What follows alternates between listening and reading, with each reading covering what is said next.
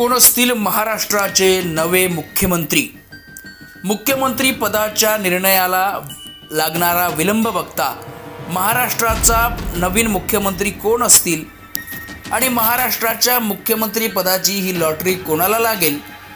OBC नेत्या पंकजा मुंडे, मुरलीधर मोहोळ की देवेंद्र फडणवीस की पुन्हा एकदा माजी मुख्यमंत्री एकनाथ शिंदे की विनोद तावडे?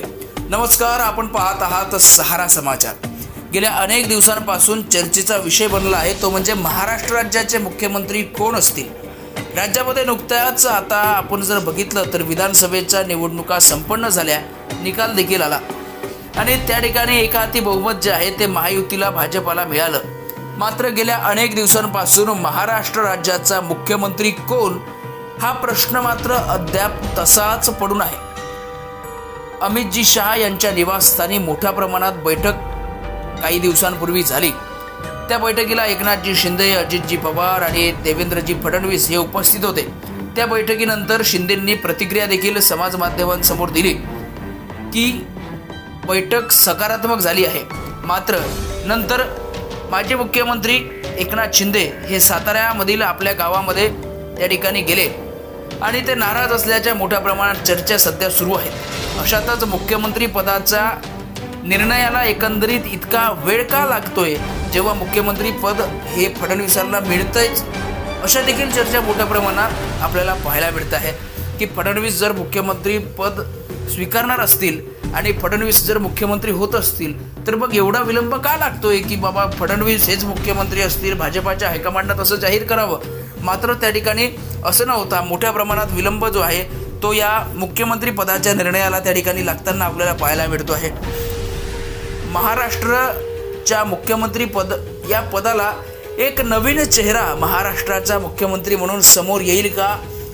या ठिकाणी भाजप मोठ्या प्रमाणात धक्कादायक तंत्राचा वापर त्या ठिकाणी करत असतं. म्हणजे आपण जर बघितलं तर आजूबाजूच्या आपल्या राज्यांमध्ये मोठ्या प्रमाणात नवीन मुख्यमंत्री दिले आहेत, नवीन चेहरे त्या राज्याला दिले आहेत मुख्यमंत्री पदाच्या. आणि मागं देखील आपण जर बघितलं की महाराष्ट्रामध्ये जेव्हा उद्धव ठाकरे यांचं सरकार होतं आणि या सरकारमध्ये बंड झालं आणि एकनाथ शिंदे गुवाहाटीला निघून गेले आणि त्यानंतर जेव्हा ते महाराष्ट्रामध्ये आले आणि महाराष्ट्रामध्ये आल्याच्या नंतर भाजपानं जाहीर केलं की एकनाथ शिंदे हे महाराष्ट्राचे मुख्यमंत्री असतील. देवेंद्र फडणवीसांनी सांगितलं की एकनाथ शिंदे हे महाराष्ट्राचे मुख्यमंत्री असतील आणि हा देखील महाराष्ट्राला धक्का होता की फडणवीसांच्या नावाची चर्चा असताना एकनाथ शिंदे एकदम मुख्यमंत्री झालेत. म्हणून धक्कादायक जे आहेत ते डिसिजन जे आहेत ते भाजप नेहमी घेत असतं आणि यावेळी सुद्धा असं काही होईल का अशी शक्यता सध्या वर्तवली जात आहे.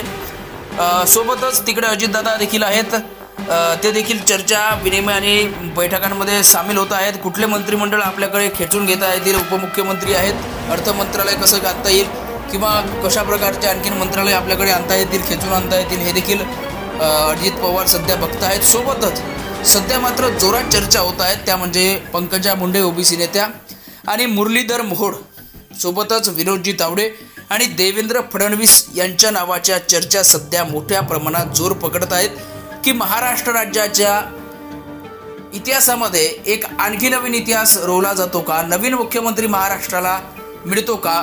की तिकडे एक महिला मुख्यमंत्री मिळतो का? कारण की लाडकी बहीण योजनेमुळे एकंदरीत जे यश महाराष्ट्रामध्ये भाजपाला मिळालं, सोबतच त्या ठिकाणी अशा पद्धतीचं काही घडामोडी घडू शकतात का?